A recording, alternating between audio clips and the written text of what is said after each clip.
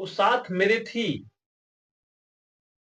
वो साथ मेरे थी, मगर किसी और का वादा निभा रही थी। वो साथ मेरे थी, मगर किसी और का वादा निभा रही थी। सिर्फ सामने मैं था, दिल में किसी और को बसा रही थी। सिर्फ सामने मैं था, दिल में किसी और को बसा रही थी। मेरे लहू के एक-एक कतरे में ज़हर मिला दिया था उसने। मेरे लहू के एक-एक कतरे में ज़हर मिला दिया था उसने। बस दिखावे के लिए सुबह-शाम दवा पिला रही थी। नमस्कार, आदाब, सत श्री अकाल। मैं हूँ समीर आयोग और आप देख रहे हैं रियल स्टोरी। आज की जो सच्ची घटना मैं बताने जा रहा हूँ, ये घटना तो है 14 अक्टूबर 2022 की, मगर इसका जो अंत हुआ है 17 जनवरी 2025 को। 17 जनवरी को केरल कोर्ट ने एक 24 साल की लड़की जो बीएससी पढ़ी हुई लड़की है, उसको फांसी की सजा सुनाई है। ये एक ऐसा ऐतिहासिक फैसला आया है जो आज के सारे सोशल मीडिया प्लेटफॉर्म पे आपको मिल जाएगा। इसकी चर्चा हो रही है क्योंकि जब ये घटना हुई थी 2022 में, उस समय बहुत सारी घटनाएं हुई थी और मैं इस घटना को पूरी तरह से आपको बताऊंगा, लेकिन उससे पहले एक रिक्वेस्ट कि चैनल को सब्सक्राइब कर लीजिए और वीडियो अच्छा लगे तो लाइक करिएगा, कमेंट में कुछ ज़रूर लिखिएगा क्योंकि हमारा हौसला बढ़े और लास्ट तक हमारे साथ बने रहिएगा ताकि जो कहानी है पूरी तरह आपको समझ में आ सके। तो चलिए कहानी की तरफ बढ़ते हैं। दरअसल 17 जनवरी को एक ग्रीष्मा नाम की लड़की जो केरल की रहने वाली थी, उसको सजा कोर्ट ने दिया है, फांसी की सजा। इस लड़की की उम्र सिर्फ 24 साल है और वो बीएससी में ये घटना जब शुरू होती है तो कन्याकुमारी एक प्राइवेट कॉलेज में एक लड़का और एक लड़की दोनों एक ही क्लास में फर्स्ट ईयर में एडमिशन लेते हैं और उनकी जान पहचान होती है। लड़की ग्रीष्मा और लड़का सेरोन राज, ये दोनों की जब मुलाकात होती है उसी कॉलेज में, तो इनके बीच बातचीत होती है। क्योंकि एक ही एरिया के थे इसलिए परिचय होता है, फिर बातचीत शुरू होती है। फिर इन दोनों में दोस्ती हो जाती है, साथ पढ़ने की वजह से अक्सर मिला करते हैं। बातचीत होते-होते इन दोनों में प्यार हो जाता है। फिर कॉलेज बंद होता है, फर्स्ट ईयर का एग्ज़ाम होने के बाद कॉलेज बंद होता है, छुट्टी होती है, अपने-अपने घर को जाते हैं। जब फिर वापस आते हैं अपने घर कॉलेज, पढ़ाई के लिए जब दोबारा वापस आते हैं, तो इन दोनों में इतने दिन दूर रहने के बाद और भी ज़्यादा लगाव बढ़ जाता है और ये दोनों फैसला करते हैं कि हम लोग एक ही साथ लिविंग रिलेशन में रहेंगे। दोनों आपस में डिसाइड कर लेते हैं और साथ रहना शुरू कर देते हैं। दोनों साथ रहते हैं, सब कुछ ठीक-ठाक चल रहा है। लेकिन धीरे-धीरे 2022 आता है और 2022 में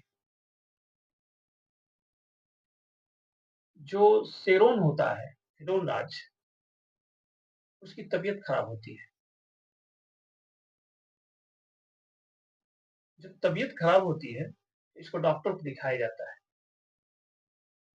डॉक्टर बताता है कि इसको जो है कुछ नहीं किया जा सकता, इसके सारे अंग काम करना बंद कर देते हैं और घर वाले बहुत ही परेशान हैं क्योंकि ये ग्रीष्मा के साथ रहता था। जो शेरोन है, इसके माता-पिता उससे मिलते हैं कि तुमने क्या इसको खिलाया था?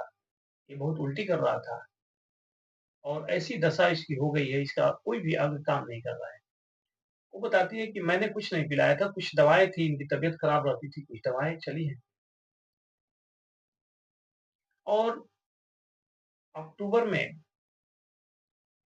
14 अक्टूबर 2022 को इस लड़के की मौत हो जाती है। मौत के बाद उस समय भी सोशल मीडिया पे बहुत सारी चर्चाएँ होती हैं क्योंकि एक लवर थे, ये दोनों कपल थे और जब लिविंग में रह रहे थे तो ये लोग काफ़ी चर्चित हो जाते हैं। दोनों साथ रहने वाले लोगों में एक लड़का जो है उसकी मृत्यु हो गई और जब उसकी हालत बिगड़ी तो ग्रिश्मा ने उसके घर वालों को बताया क्यों नहीं? ये उनका भी सवाल था। ये शेरोन का भाई था, उसने भी ये मामला कोर्ट में डाला, केस किया उसके ऊपर ग्रिश्मा के ऊपर कि इसने इतने दिनों तक साथ रही, इसकी हालत जब बिगड़ी तो इसने हम लोगों को सूचित क्यों नहीं किया? हम लोग उसका इलाज कराए होते। फिर जो पोस्टमार्टम हुआ उसका, तो उसमें जो रिपोर्ट आई, उसमें ये था कि इसकी शरीर में बहुत सारे पॉइज़न मिले, जिसमें कि पैरासिटामॉल एक दवा होती है, उसका ओवरडोज़ इसको दिया गया था। एक पैराट दवा होती है, उसको भी खिलाया गया था।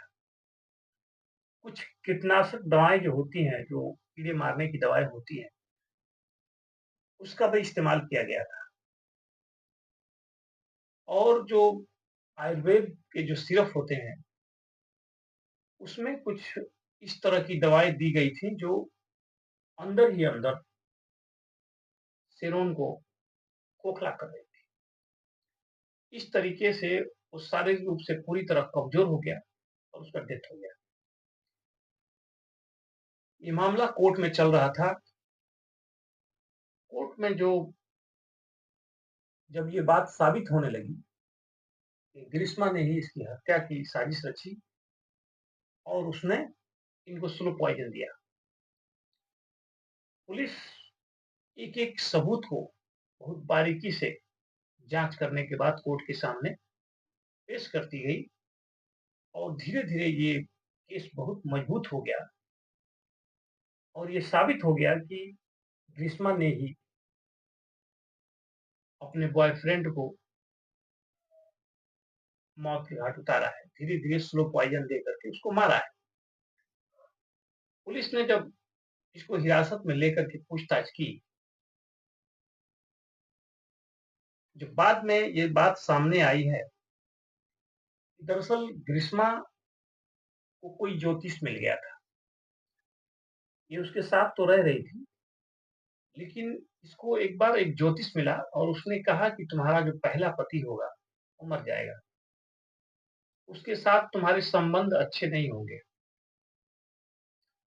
जबकि शेरोन के साथ सब कुछ ठीक चल रहा था, लेकिन इसके दिमाग में ये बात बैठ गई कि मेरा पहला पति है और ये मर जाएगा तो इसको क्यों ना मार ही दिया जाए। उसके बाद जो ग्रिश्मा है, इसके माता-पिता भी इससे बात करने लगे, इसके ऊपर दबाव बनाने लगे कि हम लोगों ने तुम्हारे लिए एक अच्छा-सा लड़का देखा है, लड़का सरकारी सर्विस करता है, तुम उसके साथ शादी कर लो। अब ये सारी बातें इसको खटकने लगी और उसने एक दिन जो शेरोन था उससे कहा कि हम लोग ज़िंदगी भर ऐसे साथ रहेंगे ना? तो शेरोन ने कहा क्यों नहीं?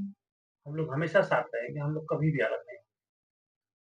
तो जो ग्रिश्मा है इसके दिमाग में बात चल गई कि ये हमको छोड़ेगा नहीं। अगर हम ऐसे-वैसे करेंगे तो शायद ये भी कुछ ऐसे कदम बढ़ा सकता है। इसलिए इसको बताने की ज़रूरत नहीं है कि मैं तुमसे प्यार नहीं करती हूँ या तुमसे दूर होना चाहती हूँ, किसी और से शादी करना चाहती हूँ। ऐसा उपाय किया जाए जिससे इसकी मौत भी हो जाए और मेरी शादी भी दूसरे के साथ हो जाए।